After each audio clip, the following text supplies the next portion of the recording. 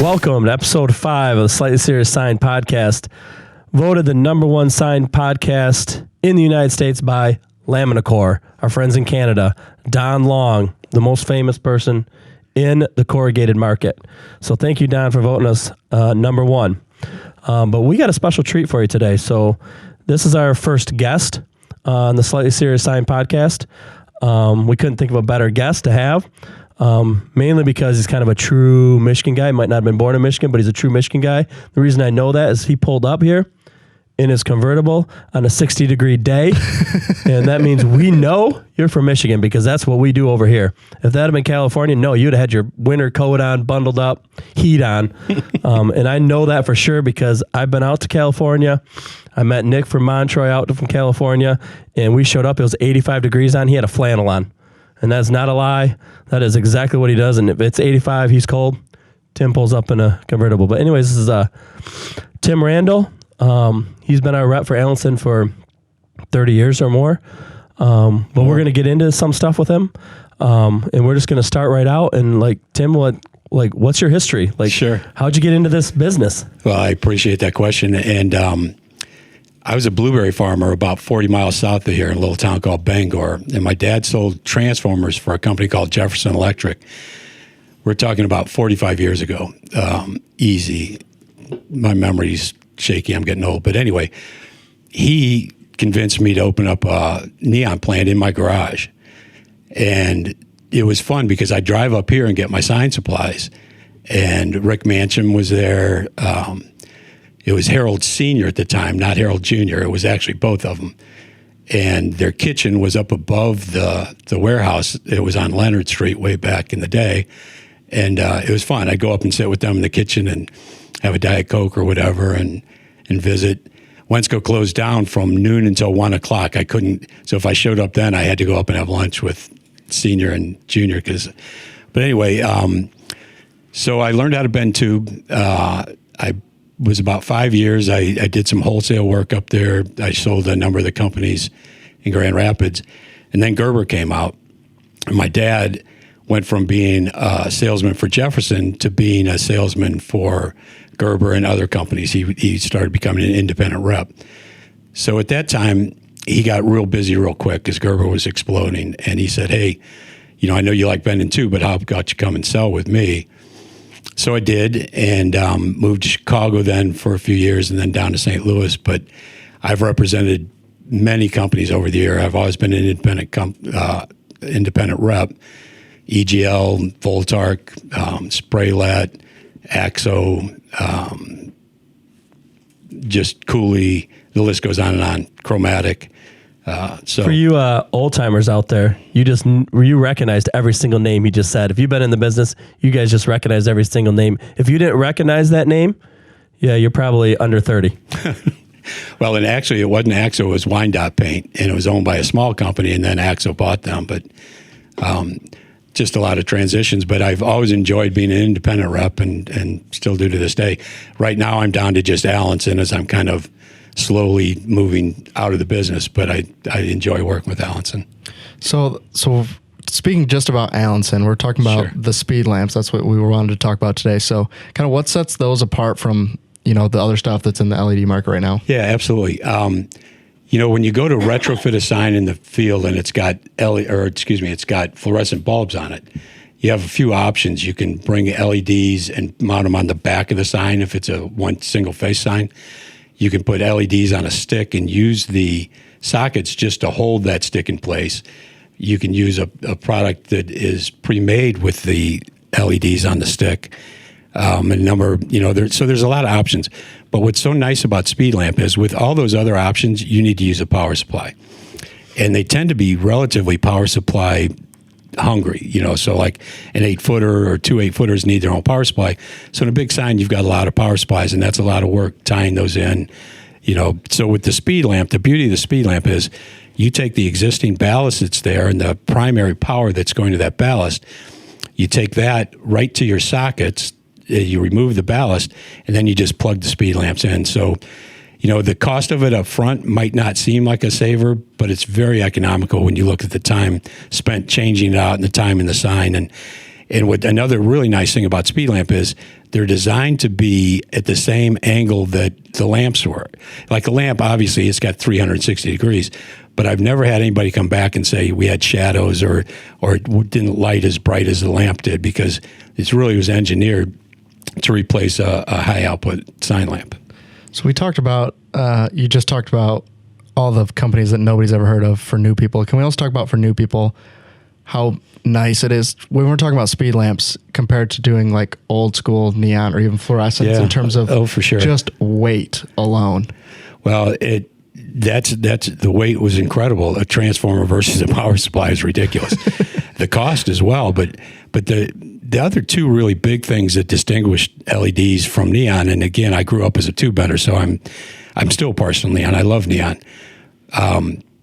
Is the high voltage versus the low voltage. You know, back in 2000, they made us go to protected transformers because of some high-profile fires.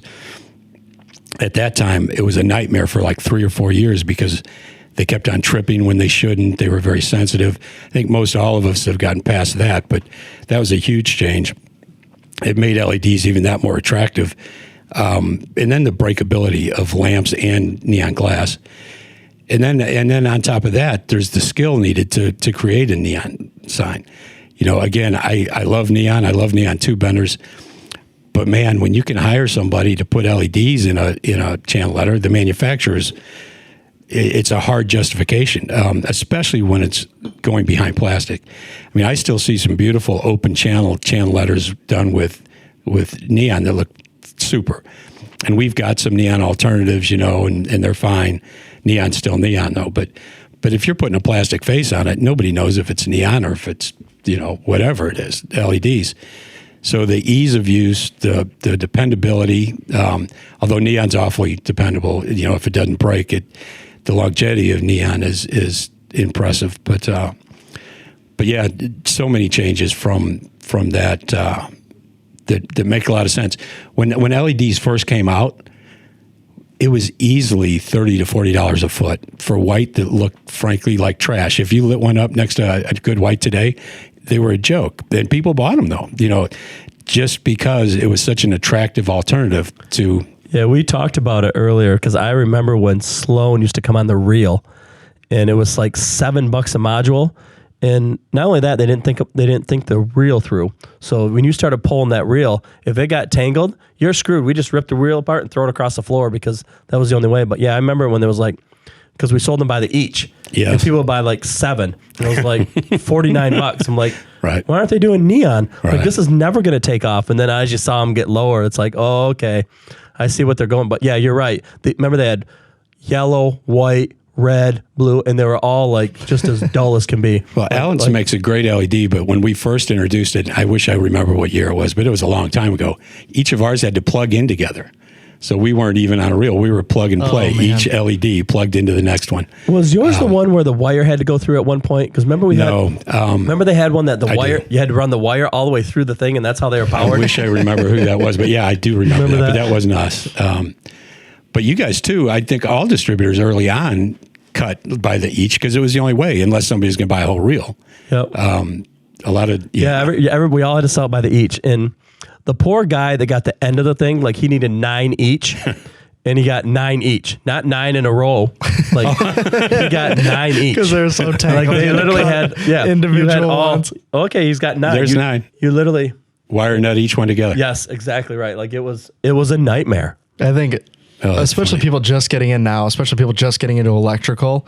I don't think they have any idea how good they have it. Like when they're showing up, like we're getting all like speed lamps, right? Where you're just running into like real like quick connect systems, right? You're not bringing power supplies up in the sign. You're just showing up there, pulling the old ones out, putting the new ones in, and you're going home. It's easy, fast, lightweight. You don't need a crane out there versus like when people are doing neon, like we're looking at these like we still sell them, right? The transformers, but those things are like 10, 15 pounds a piece. The warehouse guys don't know how good they have it. No like kidding. when they're picking up electronic ballast versus the old ballast, or they're picking up, you know, the ME9s versus like the big transformers. Like they have no idea like what we went through. Like it was boards, paint, transformers that were heavy. Like no wonder we all are like good arm wrestlers and super strong hands. Yeah. Like, that's what we had to pick up every day. What's interesting about it too, though, is quite honestly, it's a double-edged sword, because I think for some of the old, big, good electrical houses that had the skill and had all this technology and all these LEDs and kind of the ease of, has opened the door for a lot of smaller companies. Now, those smaller companies, a lot of them have design capabilities, and don't get me wrong, I think it's fine. But I know it was a frustration, because it's like, man, here's a good sign company who's all of a sudden they've got to compete with kind of a startup, because the startups can get it now. You know, it's not rocket science anymore, and not that it was before, but it was a lot more technically challenging. Yeah, same thing happened in the digital market. You had all the painters, and then all of a sudden you can print it. And it's like all these super talented guys that could paint that stuff. Like now you got some kid that's still in high school designing something that looks just like your paint. Well, I still love the paint though. I think I mentioned earlier that Gerber came out, and that's kind of what spurred my going into the rep industry and showing the original sign makers. Again, I don't know if it's been 40 years, but I think it's close to that. Some guys got it right away, and the creative ones that like to paint, they would take that and run with it, and they'd still use the design, but add their own flair to it. But there's a pretty good handful that were like, no way, you know, I'm a painter, I don't want to cut vinyl. And there's still some of those guys out there, and they do beautiful work. Man, pin stripers, oh my gosh, it's a lost art. But so many of the smarter ones, in my estimation, I don't mean to demean anybody, but they got it, and they used both their skills and what the computer could bring to make the best sign. Yeah, I wanted to ask you, so like, how have you seen the industry change? And I'll just give you like a quick, like our perspective on it. So what we've seen, at least, you're talking about you used to bend neon. So we've seen that kind of go away, but what's actually happened is people that are doing sign painting and people that are bending neon, they basically went through a period where they were kind of obsolete. The ones that made it through that now are in super high demand, is what we're seeing. Basically, there's just not a lot of people bending neon, so they only have a few options. They can charge more than they probably did before. Same with anyone hand painting, right? There's not very many people hand painting, so if you come into that application, we're just seeing people charge more money for it, because now it's not a commodity product, right? It's very skilled labor, and there's not a lot of people doing it anymore. It's such a good point. And I think my favorite show, I know you guys have been talking about shows, but my favorite one I used to love to go to, and I've been out of touch with it, was Letterheads. And Letterheads, they would get all these sign painters together, and typically, not always, but go to a small town. There was a town up in Minnesota where they had a meet, and they do these big wall murals and kind of transform the town over a long weekend of drinking and partying and sharing stories. And Letterheads meets were really fun.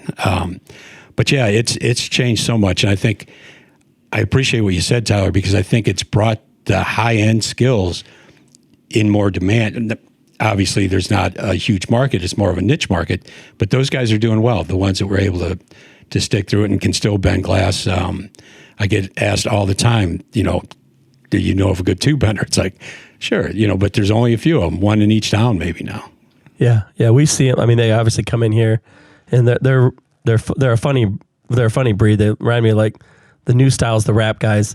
But like, he'll come in 5 pounds today, 5 pounds tomorrow, 5 pounds the next day. It's like, and it's Bob. Bob, just order 25. Nah, I just get what I need. Like, otherwise I might break it. And he's one of our favorite customers. He comes in here all the time. And well, that reminds me of my early days when I come up. Rick Mancham was working in the warehouse. He was your purchasing agent for a long time, and he'd get so frustrated with me because I was the same way. Give me 5 pounds of 10 mil, purple or whatever. Yeah. It's like, well, Tim, I was like, no, I'm driving all the way from Bangor, 45 minutes, and I need just a few pounds, but I need it. And I'm a kid. I don't have any money. So, but you guys, you'd wrap up one piece for me, 10 pieces by the pound. It was a riot. Yeah, we still do it. Out, not every day like we used to, but like still have those guys that come in and 2 pounds, 5 pounds, 3 pounds, 5 pounds. And we love those guys though too. So yeah, because you can charge them more. Yeah, we can charge them more. We can soak you. I don't think Bob's listening. I don't know that we're soaking them. There's just not a lot of us out there selling neon anymore. Like we're getting a lot of demand for it, but we can't. It's not something we can ramp up, right? We're not going to ship glass across the country. Like it's just not an EDC product to ship and sell. So it's kind of been a commodity. Skilled has become a commodity, but also like the people selling it have been. I think the smart distributors that are still, I don't mean smart, but in the electrical industry, it's hard to find a distributor with as much glass and electrodes and all those supplies. And the reason is they don't move as fast. So if you really want to take care of your customer and you've got all those things, it's a real service to them. And I think a lot of them appreciate it. Yeah. And I can, for all of us distributors, we all kind of have the same computer system where you're not selling enough per branch that your computer system's saying, hey, bring it in. And that's where we had to step back and go like, wait a minute, we need to break this down as a total company, because a total company, yes, we're buying enough, we should bring it in, but per branch it was saying no. So then all of a sudden we didn't have it in stock anywhere. Right. So we had to take a step back and go like, wait a minute, we got to have all this stuff somewhere. And not a lot of distributors do that. Not a lot of distributors realize, like, because your computer system's saying, hey, you only sell 2 pounds, every 3 months, you shouldn't bring it into stock. Well, the reality is you have 7 locations selling 2 pounds per month. When you add all that up, no, the computer system would say, hey, you need to bring it in stock. And that's what we recognize. That's why we brought it in here. We brought it in Cleveland. We brought it in Kentucky. And we did realize when we did that, people found us in a hurry. And we did the same thing with paint. We brought in one-shot paint, because all of a sudden it didn't say. When we opened Cleveland, we brought in one-shot paint. The following week, it was all gone. I'll be darned. Everybody found it. And it's amazing how many people find it on the web. Because it was all web-based, and we shipped it all over the country. And I was like, wait, we got to bring it back in. So it's funny that not a lot of people were stocking it. Sure. And we weren't either. So we were in the same boat, but when we opened that branch, there was a sign painter there. So I brought in basically one of every color, and literally the entire nation bought one of every color, and they were out. As people who appreciate signs, just because that's what we do for a living, right? That's Sure. all we ever get to talk about. We would love neon to come back, right? You're like, it'd be awesome if neon made a comeback. But as someone who has to sell it and wrap it and ship it and not break glass, you're also like, I'm not sure I need it to come back though. I would love for it to, but man, is it a hard product to deal with? Which makes sense why we're one of the few people that keep it in stock. It's just not an easy product to deal with, unfortunately. So that's for sure. That's where we've gotten really lucky. Like LEDs, where it's mostly plastic, right? That's what we're talking about. So it's they're just way easier to deal with. They're easier to ship. They're easier to put on a truck. It's just you don't have to worry about it. If you do drop them, you just pick them back up and put them on the cart. Yeah, just put them back in the sign. They'll be fine. Yeah. So the other thing we want to talk to you about. So we sell a lot of LEDs, right? A lot of different brands. And the one thing that we notice is with Allanson, when we're just specifically talking about power supplies, specifically in this one, with Allanson, we have far fewer returns on Allanson products than we do any other one. And if we broke it down, we sell probably 2 to 1 Allanson power supplies to any of the other ones we have available. So to total the other ones. Correct. We're literally talking, we sell thousands of Allanson power supplies, hundreds of the other brands. Correct. So well, a big thank you for that. Yes. So what do you think causes that from Allanson side of things? Well, we're talking about the returns. If you walk through our return area right now, there's not a single Allanson LED driver in our returns, but there's every other brand we sell is sitting there, and you're talking thousands to hundreds. How are you guys figuring out how to make it so much better than everybody else? Don't share all your secrets. I don't know that I have a great answer for that, but I do know we design our own. We keep close QT on or quality control on them. And again, I appreciate that. I think Allanson does make a top-notch product. One of the interesting things when we were talking about how the industry's changed, Allanson really cut our teeth making ballast and ballast and transformers. So as the market started changing, I give Allanson huge props for, evolving with it, because frankly, we made everything in Toronto and we had a hardcore factory up there. Well, you can't make your own power supplies, you outsource that, but you can make your own design. You can have quality control, you can go to the factories and make sure they're giving you what you need. So I think I appreciate that compliment, and I think Allanson just does pay attention to detail, but we had to get there because if we couldn't make a living on ballast and transformers. We still like that market, and we sell a fair amount of them, but quite obviously it's transitioned into a lot of power supplies. Yeah, I was just at Allanson a couple weeks ago, and it was very interesting to me. Very, very interesting.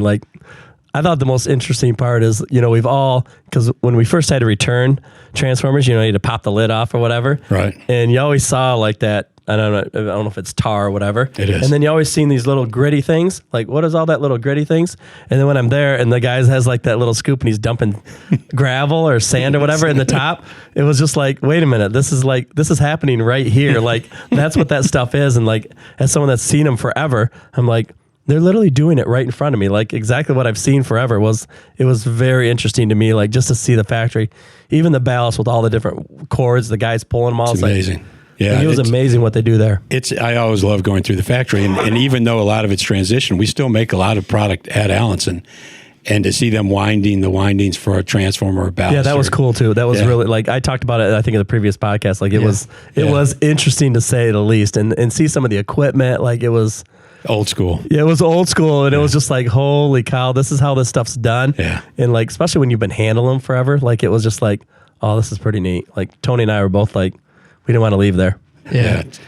I think what we're trying to change too, but like as an industry, we do a very poor job at a lot of stuff now is coming from overseas, right? That's just the nature of what we've seen for the last 10 years or so. What we don't do a good job at is talking about people that, right, that's in Toronto, right? So you're not United States based, but North American based. And like, what are you making in that facility? We do make ballast and transformers still, the hardcore. We don't make the electronics in-house. But there's still a fair amount of winding. We also make ignition transformers, and we make a lot of those. Those go into heaters, different heating elements. But yeah, we still make ballast and transformers there. I feel like there's not enough credit to people that haven't just given up and gone overseas, because a lot of people have just go that route, right? They're like, we can't compete, we're just going to go overseas. Versus, I think what you guys are doing seems like more of like a hybrid approach, right? Like, I can't do everything here, but we can still do a lot and deploy a lot of people here. I think that's right. And I think one thing you said earlier, Tyler, was about the weight. I mean, shipping big old transformers across the ocean probably isn't that cost effective. So I don't know if Allanson's, looked at the cost justification, but we had the equipment. Now it is a little bit more of a niche. We don't make hundreds of thousands, we make thousands, but we still make a lot. The quality control's got to be way better when you can do it yourself. The quality control's got to be way better than trying to ship it from overseas, for sure. And I saw the people there, like, you can tell they're like, they don't want to make a bad one. Yeah, like, you can just tell like how it was.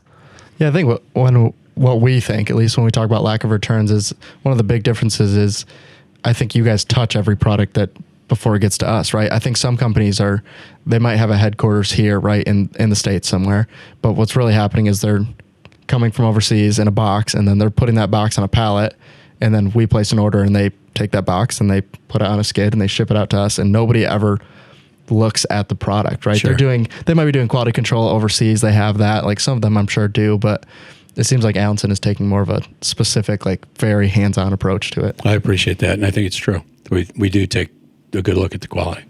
So I think it's crazy. Yeah, that's crazy. When you said what they were doing there, I was like, it seems so old school, and you think there's got to be a better way to do this now. And then when you think about it, you're like, there probably isn't. This probably is still the best way to do it. So I think it's cool. You would think if they're doing more of it here in North America, you would expect the price to be higher. You're like, oh, it's American made, so it's more expensive, and it's not. So you guys obviously have figured something out that I think some of them haven't still figured out. So I appreciate that. There's been a lot come and gone, over the years. Actown was a big player back in the transformer days. Lessup is somebody that was a big competitor. We ended up buying them, but yeah, it's changed a lot. Where do you see the future of LEDs in the lighting market? Do you see any changes coming? Oh, for sure. I mean, it's just, one thing we do a pretty big job with is color changing, RGB, and that technology keeps on just growing and changing. So I think a lot more on the RGB side. We're just too, if I can, we're just introducing a new flexible product where, again, I think we've touted the benefits of neon and kind of the downside, but this new flexible is so easy to use, and you can cut it every quarter inch. It's smaller, but just much more forgiving. So some of the flexible jobs that we couldn't get in the past, for instance, open channel letters, I get calls quite often, the glass has been broken or the service call is so expensive, or like you said earlier, it's hard to find a tube bender to fix it. They'd like to upgrade to an LED product and I think we finally got one that makes sense in those applications. So we're making our official launch at ISA here in a month or less, but yeah, it's a really nice product. Yeah, you heard it here. If you're at ISA, stop by Allanson booth. Look at that flexible product for sure. Good. Thanks. We do see that as a growing market, that flexible product, and not just RGB, but RGB white is making a big push right now. And you guys do it well. We've had some projects and stuff like that. So, and they do the border tube too. So if you're doing border tubing, they do that stuff too. We do pretty well. Yeah, we have both the flexible product and rigid product, what we call our Skyline, and we've got some lovely projects out there with that. Another one that I'm thinking of that I thought I saw it some years back, but it went away, but is LED sheet, where like you don't have LEDs, but your plastic lights up. Somehow, and I know there's a lot smarter people out there than I. They're probably going, "Yeah, we've got that," But I could see that as a real. Why put LEDs in a back of a letter if you can light the face up, but just on its own? Yeah, the sign. Yeah, I think that's the future of what's coming. I think there's a lot of things, like I get to see a lot of that stuff at different things that people push out. Like I've seen even like a clear glass window turn into an ad. Yeah. And I've seen a clear glass window turn into an ad that read your phone as you're walking by, which really is kind of scary. So you better be careful what's in your browser. Be careful when you're taking your selfies. Yeah, be careful. Yeah, be careful what you've been searching on your phone. So, well, before we end, I wanted to say I love all my distributors. Wensco's a great distributor for us, but you guys have been a little hard on some of the other ones, and I don't want to be seen, in that cast, so to speak. That's all. Yeah. We have been a little tough on more manufacturers than distributors. Yeah. But it would be the same. I mean, like I said, the people we're after are people that we put a lot of time and effort into, and then threw us to the garbage. So yeah. But we have talked about we're going to bring other distributors on too, like GSU eventually be on here, Mantra will be on here. Like we're all friends. We're all friends behind the scenes. Well, the science supply distribution business is a pretty tight knit group for the most part, and in my opinion, y'all do a great job. At Wensco, I'm sitting here with you, so for sure. But my other distributors do a great job for me too. So. Yeah, we talked about like when you were just saying that like some of us threw us to the dirt. You were saying like you've known Wensco what 30 over 40 plus? Yeah. Over 40 years. So like that's what we're talking about here. Like we've known some of these people for so long, and like you've seen it too, right? Like even with Gerber, like we weren't close to those guys too, but you're talking about a company that we've all dealt with for years and years and years, and like they're obviously still around, but they're discontinuing their printer, and you see a little less and less, and it's just like you're just seeing these companies go away that we've been dealing with for a super long time, and it's just kind of crazy to see. Well, it's really funny because I told you that I started out selling Gerber and calling on Harold and Junior and Senior. They were very anti at the beginning. They did not want equipment. They were like, and they came kicking and screaming a little bit to the consumables because that was almost natural. But I don't know how long it took to get Wensco going with. And once you did, boy, it was off to the races. But yeah. Yeah, it took a while. I mean, we didn't create, Advantage created themselves. But when we decided not to do Gerber, and they did, I mean, Advantage was built off that Gerber machine, and rightfully so. Yeah. It was a good machine. And I was actually at Gerber, and believe it or not, and everybody that's listening, there were two people that made almost every single Gerber Edge and plotter. Like two people, literally, like she made one a day or something like that. And it was amazing to see. And then when those people retired, that's when the quality went down a little bit. But basically it was two people making all those machines, and that's why they were so good and for so long. Like it was amazing to see. Like I used to be able to travel there 4 times a year. We had quarterly meetings, and it was impressive, no doubt about it. Oh, it's impressive. So Tim, we just wanted to thank you for coming on. Obviously this wasn't really planned. We just kind of dropped you in here, and we appreciate it. Someone with your experience in the industry, it's great to have somebody like that on. So we appreciate you coming out. Thank you. Yeah, we just know you'll always be the very first guest we had. So no matter how many we do, when we get into the thousands, you were the first guest. You were the most important. That's why we had you on first. Well, I appreciate so we appreciate you. And the invitation. Thanks, guys. All right, thank you much. Yeah, thanks for having. We'll see you guys in the next episode. Thanks.